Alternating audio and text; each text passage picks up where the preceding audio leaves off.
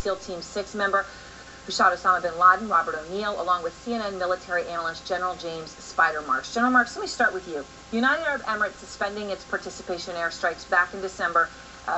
They're saying there weren't adequate procedures in place to rescue captured personnel. Look, it's a serious issue, maybe a fair point, but I am a bit confused by it because it seems if you are going to war, you're part of a coalition.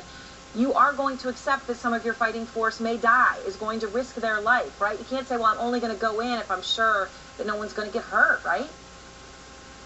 Aaron, completely. What you do is you do your risk assessment, and then you try to mitigate that risk, and then you make a determination as to whether you can execute the tasks as defined with the resources available and the training of the personnel.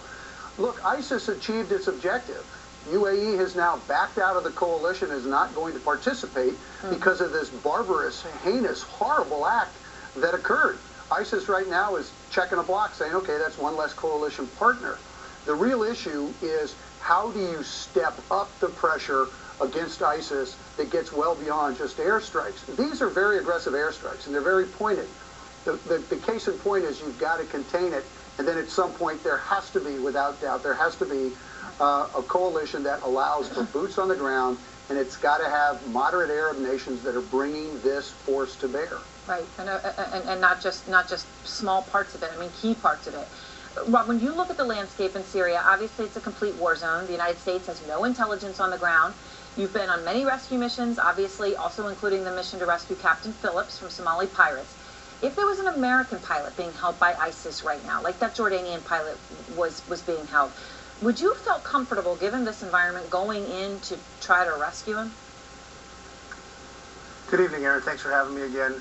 Obviously, if there was an American pilot on the ground, we would be doing everything we could, as I'm sure we did with this Jordanian pilot as well. Would we be comfortable? Probably not, just due to sort of a vacuum and a lack of intelligence on the ground. Like General Mark said, we're going to need boots on the ground, not necessarily Americans, but definitely coalitions, especially with our Arab allies. Right now we don't have it, so that leads to everything. You know, how are we getting there? How's on the way in? Is there going to be resistance when we land? How much resistance? Will it be the right place? If it's not the right place, is it booby-trapped? How are we going to get out? Things like that. So a lack of coalition boots on the ground make the rescue operation, albeit possible, not as likely as if we did have people on the ground. All right, interesting point about the boots on the ground. So General Marks, look, the latest numbers for the war against ISIS in Syria are this, just to make the point. 92% of the airstrikes have been conducted by the United States, about 8% by Arab nations. So the administration, anytime we have an official on, they talk about the 60 countries involved in the U.S. coalition, right? This coalition word is central to everything here. But when you hear numbers like that, is this a coalition? Oh, it's certainly a coalition, but not in its real fulsome, kind of a rich complexity that you'd want to have with the various members. Clearly, the United States always takes the lead and is willing to risk its young men and women like Robert on missions like this in order to accomplish the tasks that our president has laid out for us and that we sign up for. And we have to drag along our partners, our coalition partners, in order for them to step up. So they sign up, they want to be a part of it, but they're not willing to really do the heavy lifting. We have signed up for an intergenerational fight. If this is, Aaron, what it's going to look like going forward, where the United States is going to do 90% of it, this is going to take over 20 years. We're going to have to accept it. It's the new normal, and we've talked about that. But the real notion of our being involved in this type of a fight going forward is real. It's accurate, and it's going to include all elements of power in order to make it right.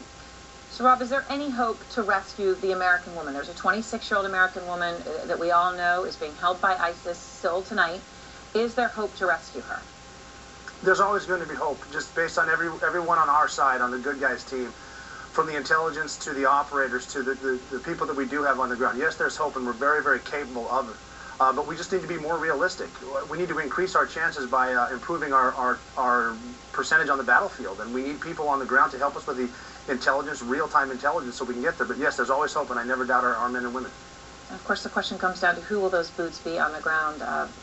Whose troops? What country will send those men and women in? Thanks so much to both of you.